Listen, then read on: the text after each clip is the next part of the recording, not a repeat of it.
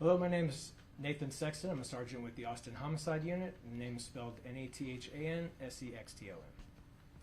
We're here to talk about Raul Meza. On May 23rd, the Pflugerville Police Department had put out to the media that they were looking for Raul Meza in connection with the murder of 80-year-old Jesse Fraga, who had been murdered at 706 Campfire Trail. Mr. Fraga's body was discovered on May 20th when his family had called in to check welfare since they hadn't spoken with him in over a week. A belt had been found around the neck of Mr. Fraga, and the Travis County Medical Examiner's Office noted that Mr. Fraga had suffered a puncture wound through his neck and severed cervical spine. During the course of the investigation, the Pflugerville Police Department had found that Meza was also Mr. Fraga's roommate, and Meza had become a person of interest. They also noted that Meza had been convicted of homicide in 1982. On May the 24th, Raul Meza called the Austin Police Department 311 line, and he was transferred to the homicide line, where he spoke with Detective Patrick Reed. Meza proceeded to confess to the murder of Jesse Fraga, and he also implicated himself in the murder of a female on Sarah Drive several years earlier. Austin homicide detectives and APD analyst Mazak located only one case that met the parameters that had been set out by Meza, and that was found to be the death of Gloria Lofton in 2019. Austin police officers had responded to 4805 Sarah Drive on May the 9th, 2018 to locate the victim, Gloria Lofton, who is deceased. DNA was recovered from that scene, which was sent off to be checked through CODIS, the combined DNA system.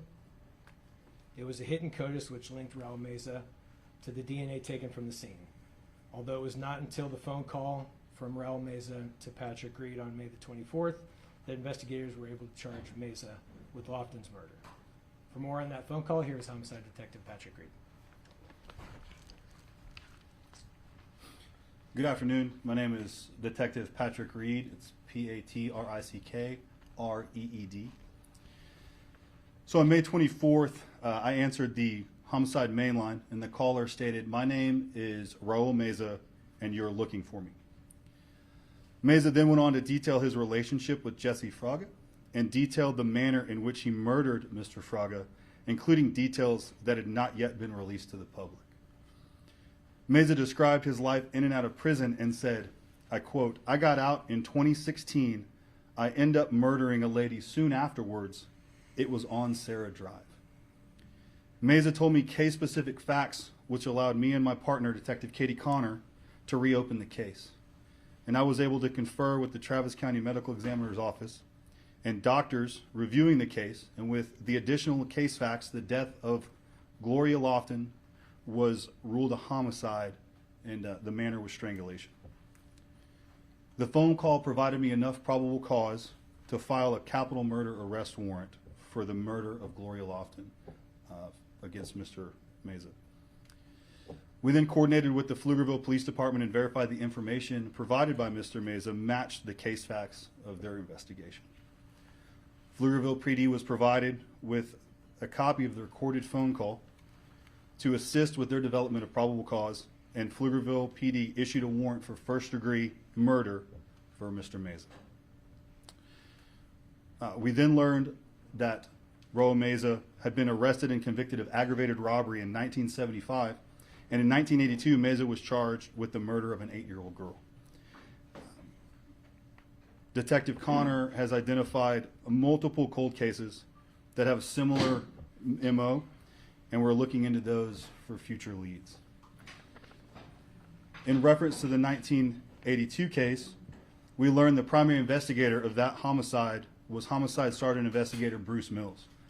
Mr. Mills is now serving as the interim city manager for the city of Austin, and I'll turn it over to him to discuss the details of that 1982 case. Good afternoon. I'm Bruce Mills, and as I said, I'm assistant city manager, interim assistant city manager in Austin. Kind of hard to believe, and I get a call on Friday about a case that was, 40 years since I even ever saw the case, ever saw the details, and I remember it like it was yesterday.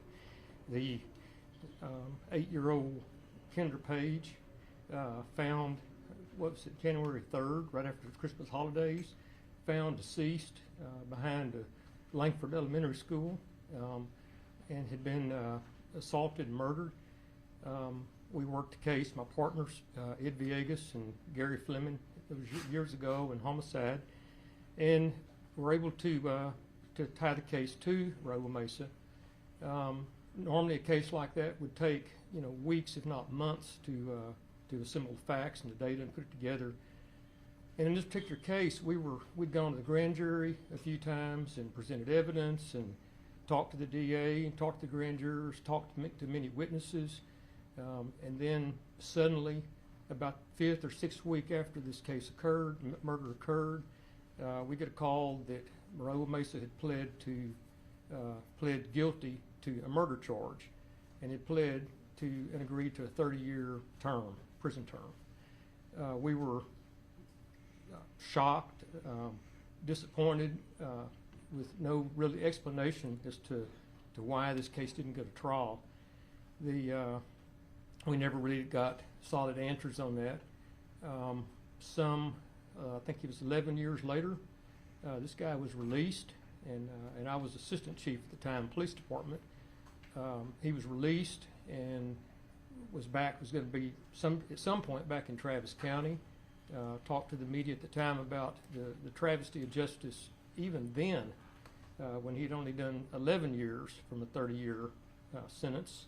And then here we are 20 years after that, 30 years after that, 93 to now. And as we just said, suspect in other cases, cold cases.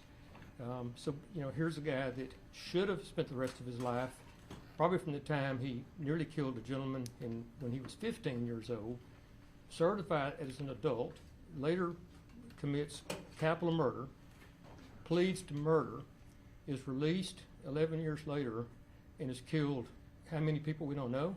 So here's a serial killer that justice was not served. So there's a travesty of justice totally in this case.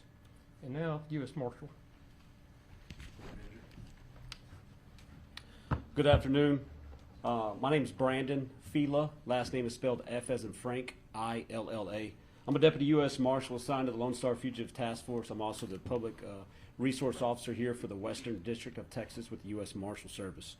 Kind of our role with this, with the Lone Star Fugitive Task Force, is the Pflugerville Police Department contacted us on May 24th, which was a Wednesday, and requested assistance from this task force to locate and apprehend Raul Meza, who was 62 years of age.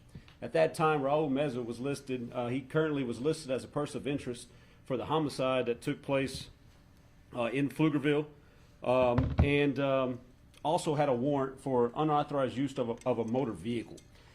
So that is really the warrant that we went on. That was a felony warrant that gave us the permission to really go on and look for Raul Meza, because at that point he was only a person of interest on this homicide.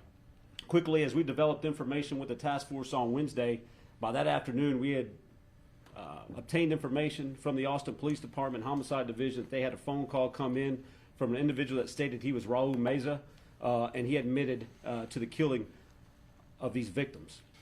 So with that partnership there with the Austin Police Department, the Pflugerville Police Department, they were able to obtain additional warrants for homicide on Friday, May 26th. So now the task force is now tasked with locating Meza, who has 2 outstanding warrants for a homicide, as well as that unauthorized use of a motor vehicle.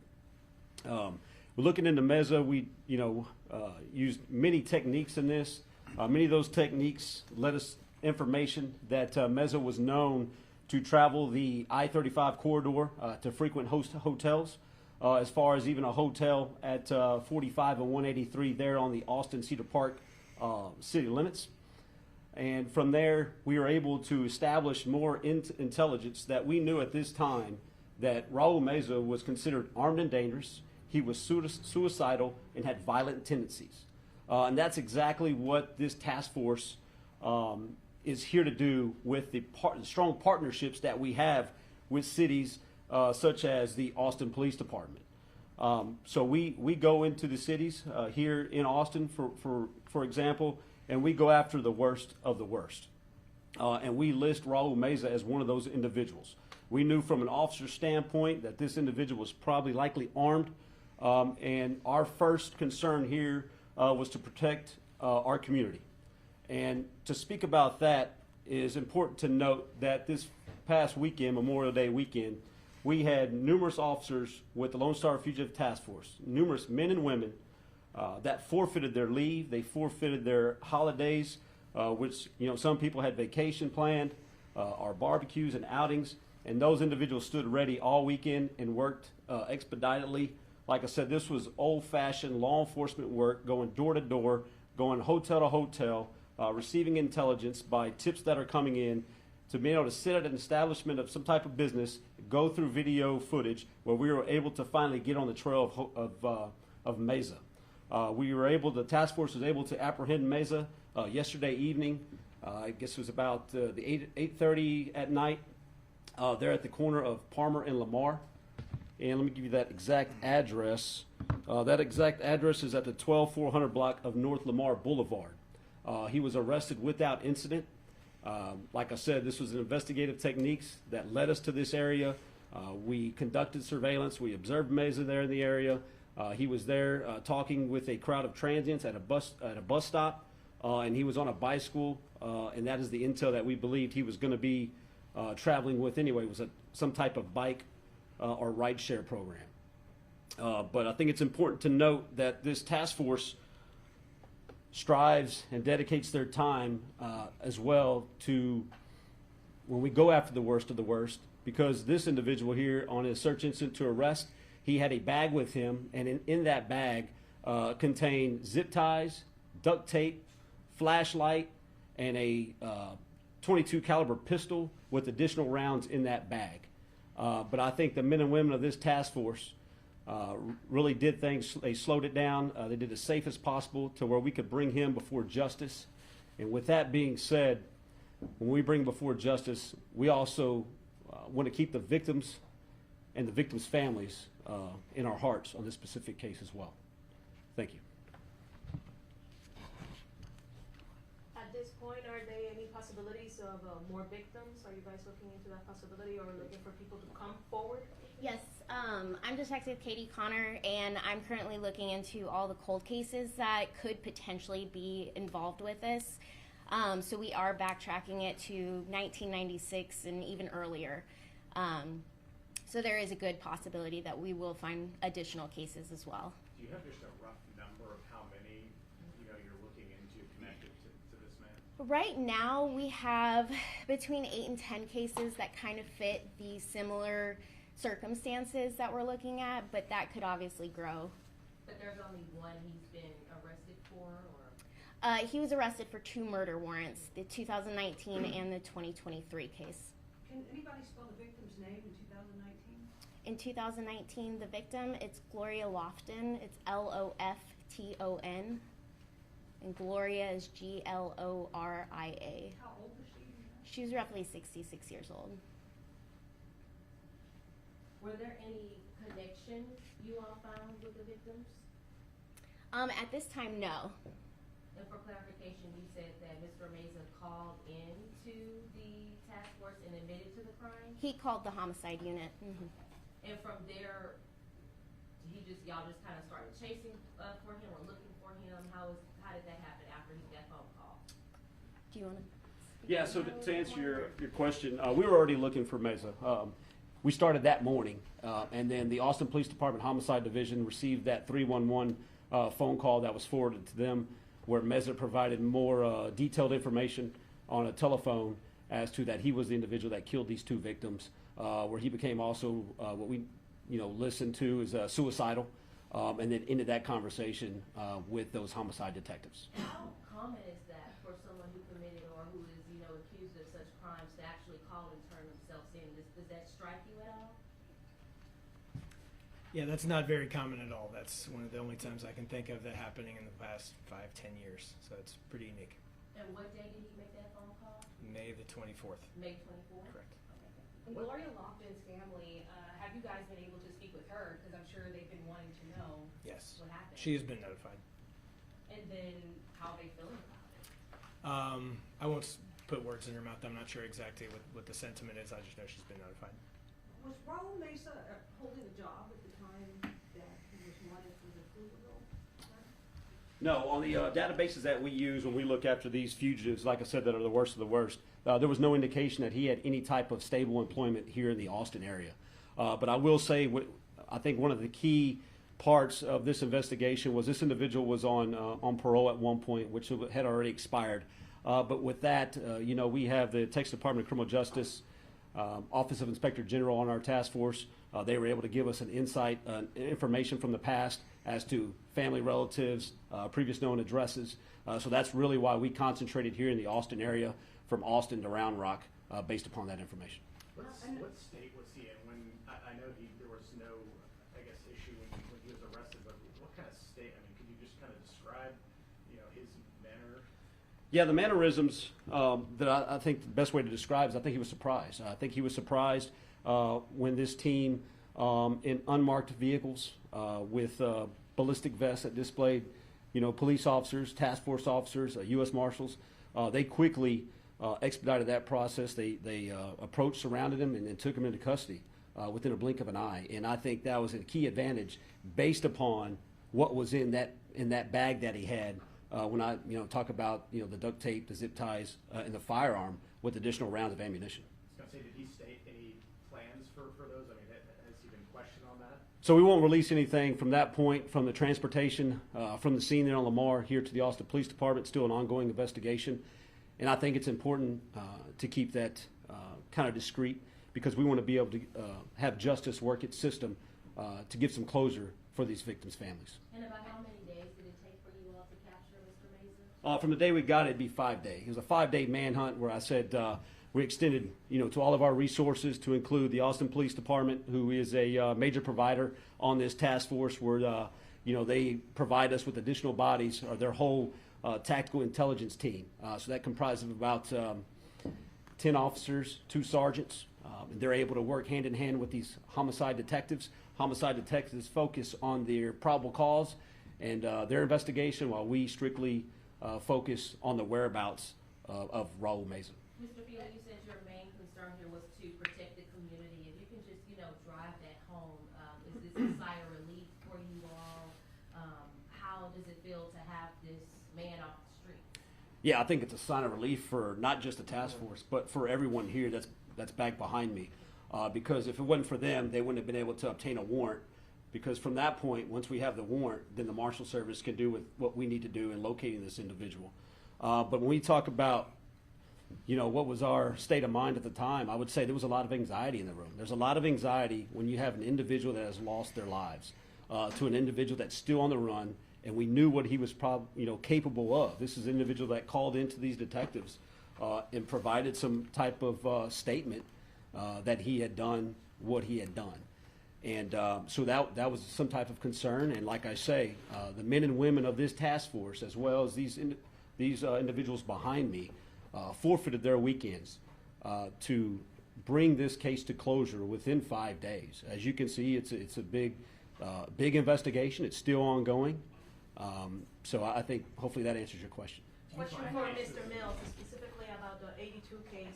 When you're talking about the whole idea that this is something when you were in APD, now you're in the city, how come this happened in the first place? I know you said the parole had expired, so once that happens, the person is back to their normal life. But like you mentioned, this is someone that should have been behind bars. Clearly. Yeah, Can you should have explain should go back to there was the 20, let's see, he was 15. This guy shot a gentleman working at a convenience store with a high-powered rifle and paralyzed this gentleman for the rest of his life. Was certified as an adult, did a few years as a juvenile, and then committed this horrific crime of capital murder with an 8-year-old child. And then the fact that a district attorney at the time took a plea of 30 years was completely unprecedented. And then to serve 11 of that for good behavior was even more unprecedented. And then again, the travesty of justice, where, as we just talked about, we don't know how many more people he killed or would have killed. And so when you think of those victims and their families, because somebody made a bad decision 41 years ago and let this guy, for whatever reason, manipulate the system and and justice was not served. Pflugerville Police is not here at the moment, but I'm assuming they're working with you guys. I'm wondering why it took them 5 days to let everybody know exactly how dangerous this man was. Because in the original press release, it was just very basic. But then 5 days later, they let us know this man has already been convicted of murder, and you guys knew just how dangerous he was. So, I don't want to put exact words in their mouth because they aren't here, but I know, like, obviously when they had their initial information, it happened quickly and rapidly when we gathered additional information, and then we start backtracking. On top of that, I know we put out some additional press releases. They put out some additional press releases trying to, I think we all worked hand in hand with all 3 agencies to try and to push out more press releases, not only to inform the community, but also to try to generate some tips to help the task force try to locate Mr. Meza. So I think there were 3 separate press releases done last week. And then, of course, just over the weekend, it was just boots on the ground. I did want to add, we did talk to Raul Meza last night. We won't go into the details of that conversation because it's part of the investigation.